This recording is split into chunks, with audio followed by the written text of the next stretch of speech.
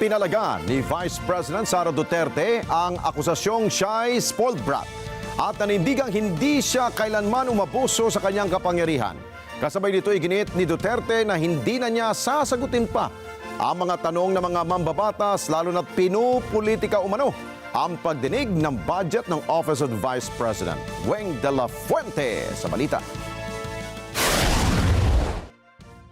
Dinepensahan ni Vice President Sara Duterte ang hindi niya pagsagot sa mga tanong kaugnay ng isinagawang pagdinig ng House Appropriations Committee sa hinihinging budget ng Office of the Vice President sa 2025.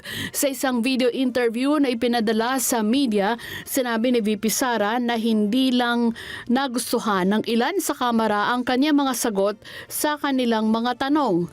Sa kanyang pagharap sa budget hearing noong nakaraang linggo, sinabi ng Vice Presidente na hindi na siya sasagot sa mga tanong at ipapaubaya na lamang sa mga mababatas ang pagpapatibay sa inihiging budget ng OVP. Hindi lang sanay ang iilan na mga miyembro ng House of Representatives na hindi nila makuha yung gusto nila at gusto nilang marinig na sagot. At hindi sanay yung mga iilan na mga representatives natin na sinasagot sila sa kanilang mga patutsada. Inalmahan din ng Vice Presidente ang mga alegasyon na isa sang spoiled brat o bratinela.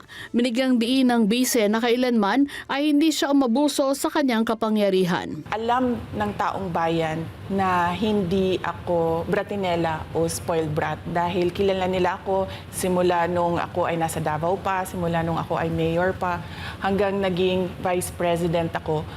Kilala ako ng taong bayan na hindi ko inaabuso ang aking power. Muli namang inulit ni VP Sara ang akusasyong pinupolitika ang pagdinig ng budget ng OBP. Pangunahing rason niya dito ay ang paggamit sa kanya ng ilang politiko at ang iba naman ay dahil hindi na niya kaalyado. Weng de la Fuente para sa Mata ng Agila, matatag, matapang, matapat. Maraming salamat sa inyo pong pagsubaybay sa Mata ng Agila Primetime. Para malaman ang matatag, matapang at matapat na mga balita, i-follow lamang at mag-subscribe sa @Net25 TV.